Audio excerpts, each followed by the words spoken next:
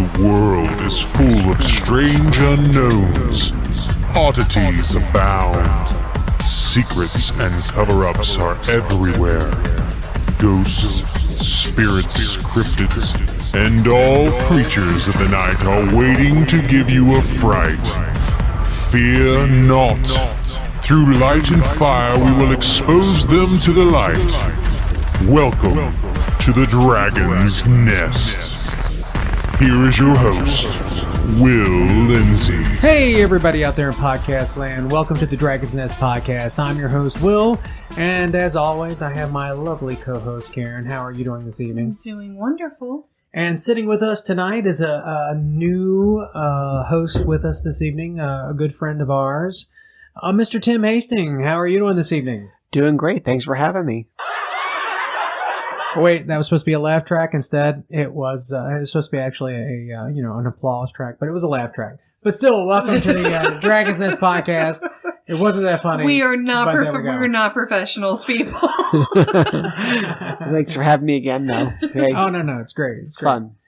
So tonight's topic on the Dragon's Nest is going to be cryptids, Bigfoot, lake monsters, all the crazy creatures that roam around this land that no one believes in or believes in. Is that a technical, or is that the actual definition? Just all the crazy things? Cryptozoology, that's the actual definition. So people who study it are cryptozoologists. Okay. So those Bigfoot hunters out there are cryptozoologists who are searching to find the proof of Bigfoot in the world that we live in.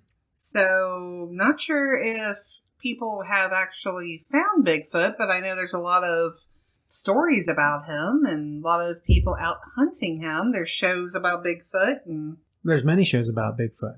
But you are going to go to Australia, and we're going to talk about the cryptids in Australia before we get to any Bigfoot articles tonight. All right. So, your field guide to Australia's local cryptid population by Leah Williams. She says, but the most dangerous creatures are the ones we can't see, the ones that lurk in Australia's outback, chowing on goat carcasses and lurking in the muddied water, the ones that roam in the wild on 2 feet and peer from the bushes with glowing eyes as you pass them on your drive through the country roads. These are Australia's cryptids, and they bite. If you're unfamiliar with the term cryptid, let me take you on a journey. A cryptid, according to Urban Dictionary, is an animal that is commonly not believed to exist, but actually may. You might have seen one, but your Uncle Larry definitely saw one stealing his dungaroos off the washing line in '86. First of all, that is the cleanest Urban Dictionary definition that I have ever read, okay? Right? I'm just saying. So are they real, ? Well, put on your tinfoil hat, and just because they might be. So the first one that they talk about is the Bunyip. Thanks to iconic children's author Michael Salmon, a whole generation of kids grew up thinking the Bunyip was a vague pink blob named Alexander, who once tried to eat Canterbury in the old tree. You know, that old saying. Unfortunately, the real-life Bunyip is half as cute and twice as horrifying, depicted like a kind of deformed starfish or lumpy seal thing. It also is said to be accompanied by a feeling of rising dread. According to Bunyip expert Robert and Nicholas Holden, the Bunyip originated in indigenous Australia folklore, and it was believed to be a kind of water spirit that infested lakes and other bodies of water. Crocky, that's a Bunyip it is. Crocky. Like many famous cryptids, the Bunyip's hobbies are said to be screaming loudly at passerbys and eating people. Sightings were... I'm sorry, did you say eating people? Eating people, yes. What kind of people? Yum. All kinds of people. Bad people, good people, all people, everybody? All kinds of people. Kids, adults, all people? Everybody. Oh. Sightings were most common between 1840s and the 1850s, and were well documented in Victoria and South Australia. In 1845, report in the Geelong Observer, described several encounters with bunyips, including one that ended in broken arm and another that ended in death. It also contained the following description. The bunyip, then, it represented as uniting the characteristics of a bird and of an alligator. It has a head A bird and an alligator? a bird and an alligator. How's that possible? It has a head resembling an emu with a long bill. You didn't say anything about an emu. I'm halfway through. I'm not even halfway through the description. Emu. I feel like this is an insurance commercial. Liberty Mutual. Emu. Sponsored by Liberty Mutual. And Doug. It has a head resembling an emu with a long bill at the extremity, of which is transverse projection on each side with serrated edges like a bone of a stingray. Its body and leg partake of the nature of the alligator. The hind legs are remarkably thick and strong. Did you say thick? I feel like Steve Irwin was there. Stingray, alligator. No. It's like a nightmare of his, right? His kid's nightmare. Oh my gosh. Yeah.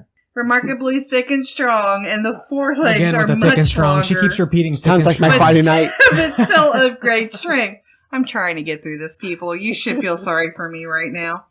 When in the water, it swims like a frog. When on shore, it walks with its hind legs with its head erect. Oh, Stop. no, it's got an erect head. It has an erect head. And it was thick and strong. Thick and strong with an erect head. Oh My ideal Friday night. In which position measures 12 to 13 feet in height. At least it wasn't inches. Oh my gosh. While Bunyip sightings have lulled in the years since, whispers of their existence still persist in many circles, with Mysterious Universe identifying a possible recent sighting in a 2019 video that has since been pulled from the internet. Conspiracy? ? Now, when you say recent circles, did you think mean yes. circle jerks? Or okay, on to Tim. What do you got, Tim? The Yowie.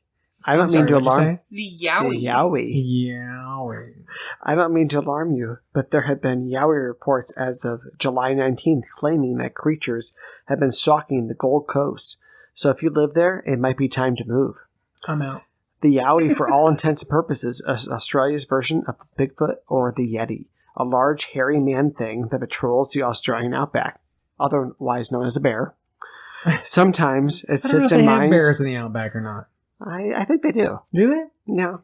I'm not Koala sure. bears. But I don't think you'd be afraid of the koala. They have a Build-A-Bear. Build-A-Bear. But koalas like their wood. It I'm is. just You saying. would be fearful of koala bears, though. The nails and everything, they can tear you apart. They're cute, but they But they can really be like to vicious. hold on to your wood. Oh my gosh. But I'm fearful of regular bears because they're hairy. and the old. Yowie, Tim, how about that? Exactly. Back to the So- Yowie, I guess. Sometimes it sits and minds its own business. Other times, you guessed it, it eats people. Not my kind of bear. Why does everything eat people? More things that eat people. I mean, it can eat something. But I mean, not, people eat people. right? That's just Hannibal Lecter. Oh, yeah, that's true. So, like the Bunyip, the Yowie originates from Australia indigenous folklore. It's alternatively known as Quicken and more commonly sighting on the Australian east coast. While the Yowie myth became widely spread in the 1800s, sightings of the Yowie occur frequently with several prominent incidents. The Australian bush is a large... What about the bush? It's a large place. It is a large place, depending on who you're with. I'm so sorry. Well, especially... It's like being with a teenage boy. It really is. It really is. I need a hacksaw here. Anyway, back to the So- large bush. So the next time you visit, watch out for giant footprints and I incredibly hate when you hairy... have footprints in your bush. Exactly. An incredibly hairy man. Might be your neighbor Gary, Or or have you had a hairy man in your bush? or it could be something far more I'm sinister. going to ignore that To comment. you will. Mythical Aboriginal Bunyip paintings found and a possible recent sighting by Paul Seaburn in February 2019.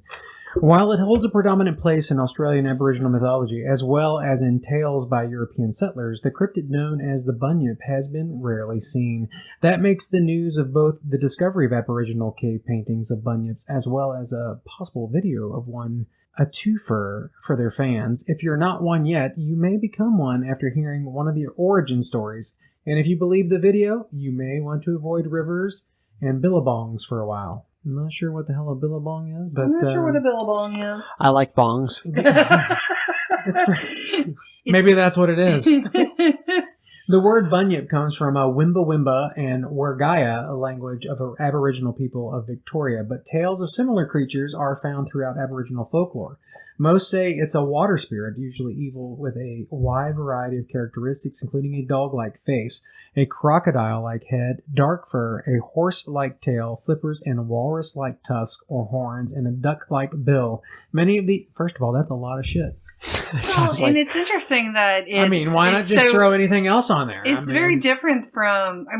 there's some similarities there, but it's kind of different from my story, too, of having the bird-like emu with a serrated tail and alligator. That's two creatures. We just crossed a dog with a crocodile, with a horse, with a walrus, and a duck. Do you know what we call that in the States? What do we call it? Furby's aunt. Oh, gosh. Most people listening have no idea what that means. But just know there's a few people out there who will appreciate that joke. So many of these coming from unidentified fossils attributed to the Bunyip. Did you say falsehoods? Fossils. Oh, I thought that was Donald Trump. Oh, gosh. He is a fossil. That is correct. The National Library of Australia has a famous drawing by an unknown artist illustrating the strange combination of features, you think? Since the sightings are always in water, there is some speculation of creatures is based on a seal, a prehistoric ancestor to the platypus, or even an aquatic prehistoric marsupial. Kiss from the rose. And the Aboriginal people have their own ideas, which brings us to the cave paintings. They were rediscovered in 2016 during an expansion of the Grampians Peak Trail in a shallow cave atop a cliff in Mount Difficult Range in Grampians National Park, Victoria. 4 red ochre bunyips. Red ochre. I'm sorry, I think that's ochre, not ochres. Just so you know. That's not an ochre, that's an ochre. Bunyips. Well worn, but still identifiable, possibly tens of thousands of years after they were drawn on the sandstone wall, have been kept secret until now for their protection. In fact, the exact location of the caves has not been revealed to anyone but traditional owners, park rangers, and archaeologists.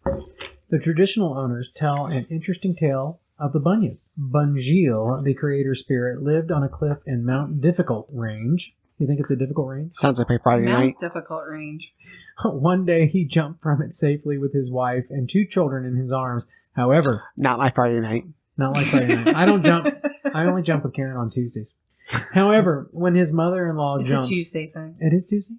No, it's not. My mother-in-law's name is Butter.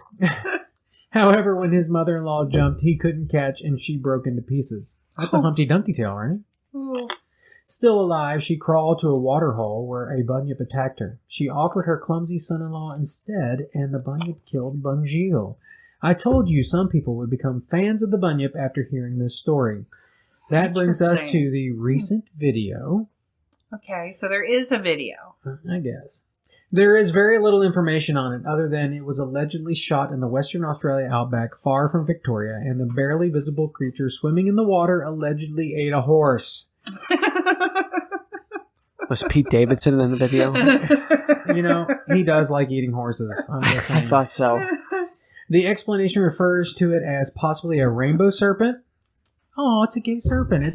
It's Gay Pride Month. It's very fitting. It's a gay serpent. It's a gay serpent. Happy Pride, serpent. I like it. Which is sometimes used to describe a bunyip, but with more benevolent characteristics. It came with a great mother from the sea, brings the wet seasons and deposits spirit children in pools where women swim to impregnate them. Sounds like a wet season. So it's Ursula. Yeah, it's a wet season. You like the wet season? Sounds like my night every night. Oh my gosh. Sounds better than eating a horse, doesn't it? The word bunyip has entered common usage as a synonym for imposter or pretender, and that also seems to fit this video. Wow. The cave paintings of the bunyip are truly an historic find and will add to the heritage of Mount Difficult and the Grampians National Park. Of course, all of that changes if a better video surfacing of a bunyip happens to turn up. So I'm kind of confused. So there is a video of a bunyip, or there is not a video of a bunyip? No, there's a video of a bunyip. I think if you go to our Facebook page or our Twitter page, I'm pretty sure I probably posted it there. But it's been a while since I put this all together, but it should be out there for you to watch. I took a selfie with bunyip once. Did you? Mm-hmm. Was it the Pride bunyip? No, it wasn't the rainbow one. It's the one pretending to be straight. You know, I hate those closeted bunyips. I feel like, They have enough going for them. They should just be out and proud. You know what I'm saying? Like, you're a bunyip. What do you got to hide? Exactly. Just be a bunyip. Right. Before this gets too out of hand, let's go on to the next one. This is one of my favorite legends, and that's of the Windigo. This is by Reese Arredondo. This piece is based on Native American legend of the Wendigo, a mythological man-eating creature or evil spirit that originated in the Algonquin tribe. Hey, that's not too bad, actually. You actually got that. Did one. I get I'm that impressed. one? That's like a first. You know, I try to give Karen the most difficult pronunciations for fun, and she actually got that one first time. Impressive. She saw the cliff notes. Yeah, that's what it was. That's what I think. She's been reading these for a couple weeks. Yeah. Have you ever found yourself hungering alone? As a matter of fact. Oh. I wasn't asking you. That's my midnight every night. Hateful pain bound like knots within your guts. Yeah. Has it eaten away at your nerves and reason? Talk to me, girl. Surely you know what becomes of such agony. I do. Deep within the copse? The copse? She was doing so good. I know. I think that's cool. I think is it supposed to be copse? I believe so. Okay. Deep within the copse of cold lies the answer. When you hunger beyond your very own sanity, in that moment it comes, the craving of flesh. Oh, I love that. Oh, yes. Whether your own or attached to an unfortunate soul. You know, I just love a good piece of flesh. On the barbecue. Karen, you want to come upstairs after this? These decrepit thoughts tease with grim delight. Rivers of red running and tainting the pure white snow. The tearing of flesh between frantic hands. Thoughts so dark yet enchanting to a mind of its own. From the depths of the forest, among skeletal trees and dead brush, through blinding sheets of pelting ice and snow, you soon come face to face with hunger made manifest. Yeah, okay. The very spirit of winter and malice, titan of starvation. It looms over your pitiful form as owls bore witness from afar. Ragged ash gray skin stretched taut over haunting bones. Antlers stained with bright crimson blood. Its sunken eyes boring into your very heart. All hope of resisting it, any shred of fleeing is gone. It left you as this beast of anomalous nature sat. Horrors yet to come. You shout defiance aloud towards it, a futile gesture, as you would soon know. Soon enough it answers your taunts of desperation. First, in the voice of your father, then the mother, even brothers, your lover, your closest friends, all loved ones dearest. An unspoken anguish of the heart as it speaks in the likeness of the dead. Upon its haunches, among the churned up ice it sits, it maws dripping in fresh grove. Your flesh in clawed hands. A meal you have become, consumed beyond recognition, licking its fanged lips before rising to the scent of another tortured soul. The hunger that never rests, the twisted spirit of the Windigo. I feel like you've been waiting for 2 seasons to read that specific poem. You seem to enjoy that. I enjoyed that quite a bit. Why have you not given me this poem before, Will? Do you not know that I like poetry? I'm sad that I didn't do it perfectly. That's the only thing I'm mad at myself for, because that was beautiful. I absolutely loved it. I've read so much up on the Windigo. I think it's an amazing tale if you guys go out and research. Like the Windigo is a bunch of like Indian folklore, and it's just very beautifully written. I love that. Tell us more about the Windigo, Mr. Tim. Well, actually, I have the Hawkesbury River Monster. Oh, well, So- we'll pass on the Wendigo, I guess. Windigo, thank you. New South Wales Hawkesbury River Monster is home to a mythological sea monster that rivals the Loch Ness Monster in both size and elusivity. Easy for you to say. This is according to one guy, at least. But we'll count it. At least. Rex Gilroy, cryptologist, claimed he saw a 12-meter giant shadow on the surface of the iconic river in 2009 after 50 long years of searching for the beast. Reportedly responsible for a spate of drownings and capsizings in the 1980s, Gilroy concluded that the beast he'd been hunting was a mollywonk. Mollywonk? Mollywonk. Oh no, it's a mollywonk. Oh my god, it's coming to get me. I don't feel like I could be scared of a mollywonk. It's a plesiosaur-like monster that had previously depicted from the indigenous Australian art. Well, thank God you told me it was a plesiosaur, because at first I thought maybe it was something from Willy Wonka's Chocolate Factory. I'm just saying. Exactly. And it was known to roam the Australian river system, okay? Unlike Nessie, information on the Hawkesbury River Monster is rare, as the reported sightings, photographs, or evidence, but that hardly discount a theory. A man said he saw shadows of the water, and damn, I believe it was him. He said damn? He did. Damn. If you say damn, it's true. So let me tell you about the Hook Island sea monster. Queensland Hook Island. I'm sorry, did you say Hooker?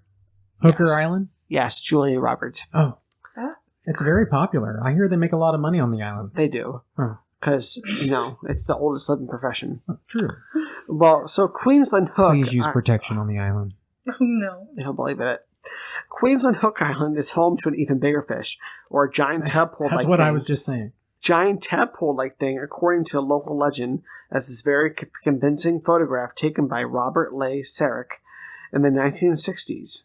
As the story goes, Sarek was out fishing in the Stonehaven Bay when him and his wife noticed a strange dark shape in the water. It is said that it was at least to be 20 meters long and completely horrifying. Looking at the photos, but still, Sarek ventured out to snap a pic and presumably poke a stick at the monster. I don't know what kind of stick it was. But I don't either, but it was 20 meters. When Sarek got closer, the thing moved and tried to eat him, as did him and his companion, according to his account in Australians' Everyone's magazine. That's like Us Weekly here in the U.S. Sarek was a professional photographer, and given this was in the days was before deepfakes and Photoshop, the image was spread widely around the globe and never proven to be false. Any given the presence of the gigantor creatures at the gigantic squid, it's not hard to stretch the imagination, accommodate a giant tadpole, if you want my advice. If you ever find yourself by the Hawkesbury, watch your feet. These creatures may not exist. They could just be the scuff of myths or legends, but nobody has proven definitely that they're not out there. If you ever find yourself in the Australian outback, the Australian Ocean, or literally anywhere in Australia, stay safe, stay vigilant, and stay calm. That might be diligent. Vigilant is different than diligent, but go with it. Vigilant. Stay calm, though, because they might be out there. Sometimes when these articles are like from reporters and they don't have editorialism, and so they have some really bad grammatical errors. So we do our best when we read these things. Have a lot of grammatical errors. On to you, Willie. Canada's Mysterious Lake Monster by Lisa Candane from March 2020. Not long after I moved to Kelowna, a city in southern British Columbia known for its wineries, water sports, and hiking trails. No, Tim, not yellow water sports, just so you understand. What? I don't like yellow water sports, Thank for the God. record, people. Okay, just making sure. Only on weekends. Two brothers seen something undulating. Tell me more. Undulating. Undulating. Oh my gosh. Across the water in the middle of Okanagan Lake, an 84-mile-long lake that curves down the Okanagan Valley past Kelowna in the shape of a Did you say serpent. Corona? Kelowna. My Kelowna. The wave crested and fanned out like a wake, but there wasn't a boat in sight. They weren't adamant it was Ogopogo. Ogopogo is to Kelowna what Nessie is to Loch Ness. You can't live in Kelowna for any length of time without hearing about its mysterious lake creature, Ogopogo. It is to So Ogopogo is Ogopogo. Is the equivalent of Loch Ness? Yes, but here in this area. Oh, okay. In the northern hemisphere. Ogopogo is to Kelowna what Nessie is to Loch Ness, a yet to be identified cryptid that reputedly resides in the lake depths and surfaces just often enough to keep the legend alive. It's been described as a multi-humped serpentine beast with... Yes, I said multi-humped. I knew you were going there. I just wanted to make sure. I know. It was acknowledged. I wanted to clarify. Multi-humped serpentine. Oh, now I got to read it all over again because it's been described as a multi-humped serpentine beast with green or black skin and the head of a horse, snake, or sheep. Well, make up your mind. Is it a horse, snake, or sheep? That is. I mean, seriously, different. make up your mind. Yeah. Can it not be both? 3? That's 3. Horse, snake, or sheep? Like, which one is it? Throw away the sheep. It's a thruple. I was gonna say horse, snake, sheep. That's the. It's a lake monster thruple. Oh my gosh! Before it was popular. Drawings depict a coiling sea dragon, like what you might see on an old mariner's map where it says, "Here there be monsters." Around So town, sorry. Ogopogo takes So a sorry. benign cartoonish form as a 15-foot-long green and cream-colored statue on the waterfront, the smiling mascot for the local WHL hockey team, and as plush toys at souvenir shops. Like its palindrome name, its physical appearance and very existence is... I'm sorry, are we boring you? No. I did one yawn, looked away. You Come did on. one yawn. I mean, I'm sorry that Ogopogo can't keep you. I can't help it, Tim. It's from Canada. What can I say? Hey. Like its physical appearance and very existence is something no one can make heads nor tails of. Ogopogo mania peaked in the 1980s when the region's tourism association offered a $1 million reward for a proof of the creature's existence. Greenpeace came forward and named it an endangered species, demanding that Ogopogo be captured only on film and not in the flesh. American TV shows of the era, including In Search of and Unsolved Mysteries, even reported an Okanagan Valley's mysterious inhabitants. Tonight, Unsolved Mysteries. Tonight, on Unsolved Mysteries, we have the Ogopogo creature. You just like singing Ogopogo. It is fun to sing. Try singing it with this accent. No. The accents are really bad. Hanging in my... Never mind. Yet it wasn't until I attended the International Indigenous Tourism Conference in Kelowna last autumn that I realized that Ogopogo of Canadian popular culture, a creature that 16% of British Columbians believe in, only come about through miscommunications between Canada's early European settlers and the Okanagan Valley's original inhabitants, the Okanagan Syilx. I'm assuming the Syilx are the Native Americans that live there. It's not really a monster, it's a spirit of the lake, and it protects this valley from one end to the other. It's not really a monster, it's a spirit of the lake, and it protects this valley from one end to the other, said Pat Raphael of the West Bank First Nation, a member nation of the larger Okanagan Syilx Nation Alliance, who guided me through the Syilx ancestral lands bordering Okanagan Lake as our bus drove south along the water. She explained that while many in Canada know the creature as Ogopogo, to the Syilx it's Nahahiku, which means the sacred spirit of the lake. Bless you. Thank you. Thank you very much. Nahahiku. Bless you again. Oh, thank you. Thank you. Raphael pointed out that the brown hump of Rattlesnake Island across the water, where the spirit is said to dwell, she also had as practice saying Nahahiku. Do you need a tissue? Not really sure. It could be the corona setting in. I don't know. gosh, not the Rona. Man. In Nisilixan, the Syilx language, it's not Ogopogo. What are you colonized? She joked when a few of these struggled with the pronunciation and reverted to saying Ogopogo. I mean, I can't understand why. Before European fur traders arrived in the valley in 1809, these Syilx had been living in the area for at least 12,000 years. They had their own laws, justice systems, and beliefs. Chief among them was the importance of water representing by the Nahahaha. It existed in two forms, a spiritual form and a physical, tangible form that was embodied by the lake itself. Sometimes, though, the spiritual would reveal itself from within the lake.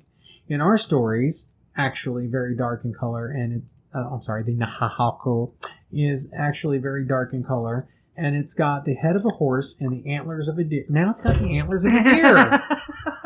What the hell is going on with this creature? We've had many creatures tonight that just kind of... Apparently it is a shapeshifter. We've got a lot of creatures that I just kind of embodies like multiple characters multiple animals. We'll just call it Siler. I'm just going to let you know that when I was in my backyard tonight, I saw the Ogopogo, or the Nahahako. And oddly, it had the head of a snake, the body of a bird, the ass of our neighbor, and the face of my anus. Oh. So it had two. So it had two butts. And I forgot to mention it also had the antlers of a deer, which made it very scary. Oh. Okay. I'm just saying. This is such a weird article. Okay. So anyway, she goes on to say that a missionary saw our water spirit, and the habit was to demonize our spiritual beliefs. Were they demonizing it? I don't know. I think it's demonizing. I am so lost in this article. It's just... The Silix fed. The Silix is an Indian tribe. Fed Nahahako symbolically. It's Native American. No, it's Canadian. I guess it's still Native American. You're correct. With tobacco and sage, and occasionally an offering of kokoni salmon to thank the lake for providing food and water. That's where I think the misunderstanding came from. Settlers saw us throw a little bit of meat in the water, Miller explained. I can understand how they would screw that up. What are they throwing meat in the water? I don't know. Pioneers were soon telling stories of serpents in Okanagan Lake that needed to live animal sacrifices to appease it and ensure a safe passage across the water. Once the idea of a bloodthirsty lake serpent took hold, it grew out of control. Settlers began patrolling the lake with guns because they were nervous the beast would attack. But by the 1920s, and likely in the absence of any actual human predation, cooler heads prevailed. Tourism officials named the creature Ogopogo after a catchy English folk song, whose lyrics including... And I have no idea how this song goes, but I'm going to try it. Oh, My no. Corona. No.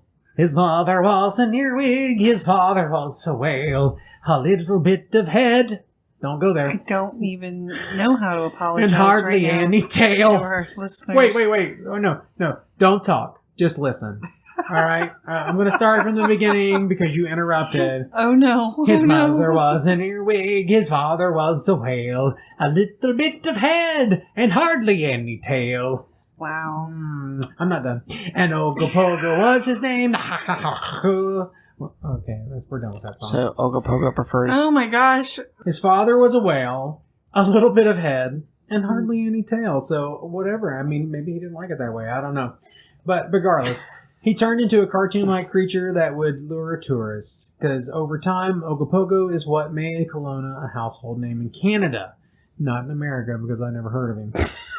It's hard to know just how many people have traveled to Kelowna over the last century in the hopes of seeing the mythical lake monster, but over time, Ogopogo is what made Kelowna a household name in Canada. For years, the creature appeared in Kelowna's parade float, both in town and in large parades in the Pacific Northwest and Alberta. Gift shops hawked gimmick jars of Ogopogo's eggs and even its feces. Those Canadians are messed up. You know what I'm saying? Who hawks feces? Hey, everybody, I got some lake monster poop here. How about a few Canadian dollars for some lake monster poop? Oh, my. You want some lake monster poop, Stop. Okay, fine. While the tourism office no longer actively promotes Ogopogo poop, today, the legend remains as popular as ever. I'm done with this article. Thank God. Seriously, it goes on for like 3 more pages. Yeah, no. I'm done with this article. Tim, what do you got for me? Well, I'll tell you about the Wendigo. Thank you. Did you say Windigo? The Wendigo. Windigo. The Wendigo is a horrifying... Thank God it's not Oga Mother effing Pogo, okay? Just whatever. It's a horrifying creature of Algonquian Native American legend. Before he goes on, any Canadian listeners, I do apologize. We appreciate your listenership, but it just had to be made fun of. You heard the article. What can I do? Okay, go ahead. It would devour human flesh to survive a harsh winter. But our only myth, or our only really cannibalistic humanoids waiting in forests for their next victim. Ooh. The Algonquins. Can we make any harder words here? Welcome to my pain. I know if you weren't here, Tim, that would have been Karen's article. The Algonquins are some of the most extensive and numerous of the Native American groups in North America, and they once lived along the Atlantic coast and Great Lakes region. However, Wendigo-like creatures are also found in the legends of other Native American tribes, including the neighbors of the Algonquins, the Iroquois. Amongst these people, a creative known as the Stonecoat Bears are similarities to the Wendigos. I'm sorry, is the article not in English? I don't understand. Me neither, apparently. I'm just so happy right now that someone else is feeling this pain. The Wendigos have an insatiable hunger. Roughly translated, the word Wendigo means the evil spirit that devours mankind.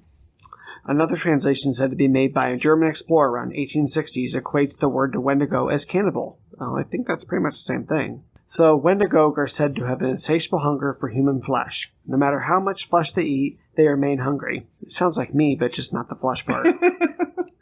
This hunger was reflected in the appearance, which according to some is extremely thin. Me, like 2 years ago.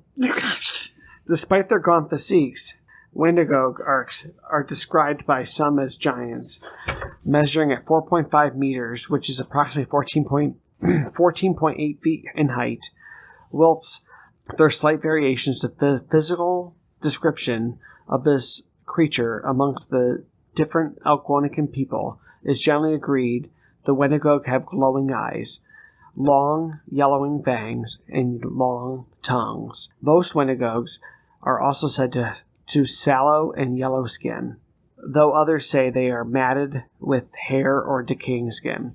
Legends say the Wendigo were once human beings. According to the most popular version of the story, a Wendigo is formed whenever a human being resorted in cannibalism, even if they did it in order to survive. When a person consumes the flesh of another human being, he or she believed to be overcome by evil spirits and transformed into a Wendigo. In other versions of the story, the first Wendigo is said to have been a warrior who made a deal with the devil in order to save his tribe. Welcome to hell. Right? You're not scary. I tried. He gave up his soul and was transformed into a Wendigo. When peace ensued, there was no need for such a fearsome creature. Of course, we all know that Crowley could have been the one that turned him into a Wendigo. Gosh. And then he'd have an English accent, like. Yeah. Like Lucifer? Well, yes, that's possible too. I think Apparently, all demons and Lucifer himself are English. I would be a Wendigo for Lucifer. Just saying. So would Karen. As long as it's Tom Ellis. Anyway. And the warrior was banished from his tribe and forced to live as an outcast. That kind of sounds like Lucifer.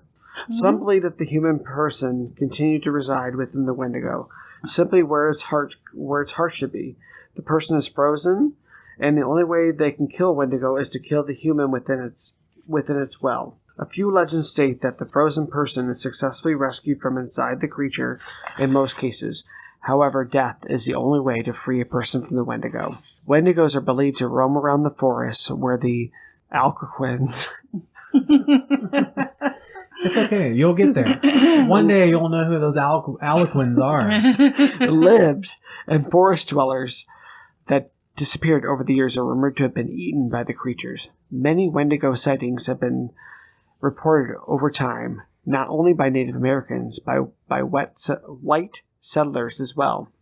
For example, between the 1800s and 1920s, a Wendigo is said to have appeared near a town called Roseau in northern Minnesota. And That's it's been red and Spanish.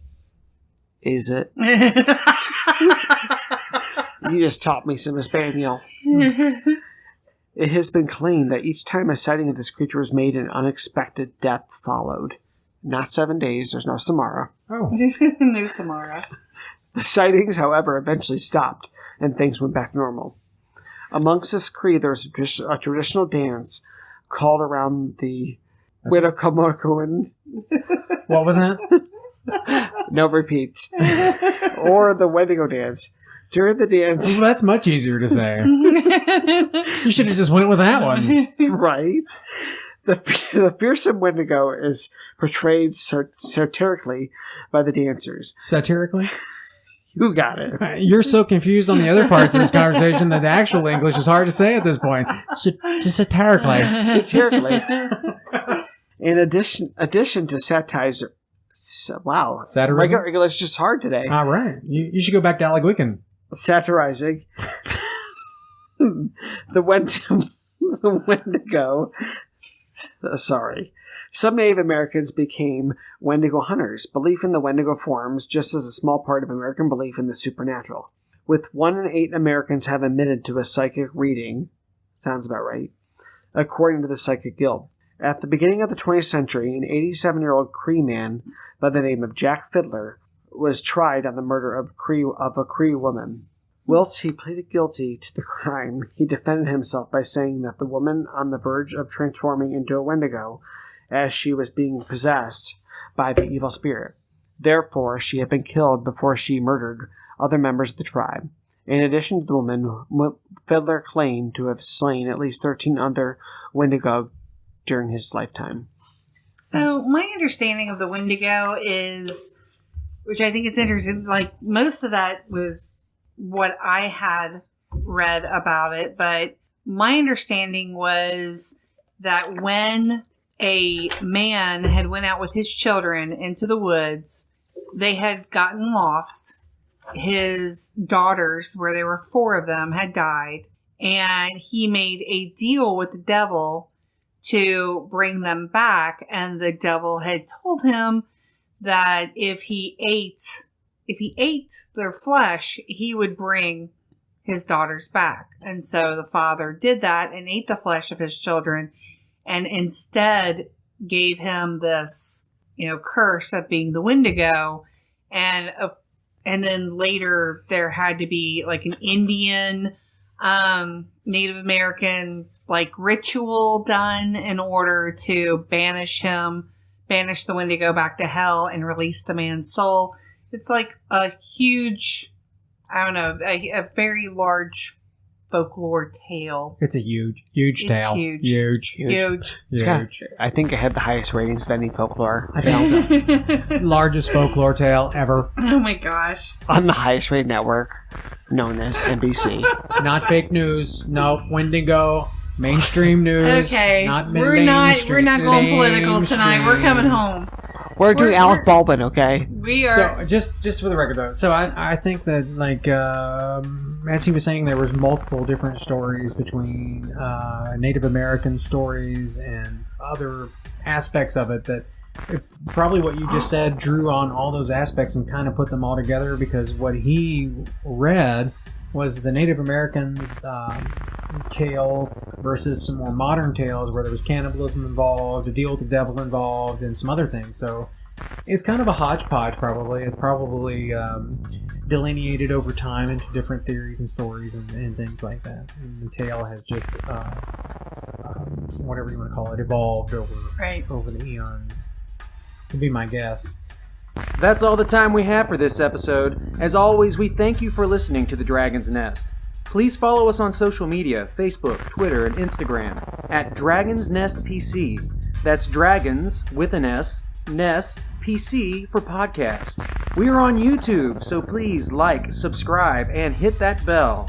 You can listen and follow us on your favorite podcast platforms such as Spotify, Stitcher, TuneIn, Google, iTunes, and at our host site, SoundCloud.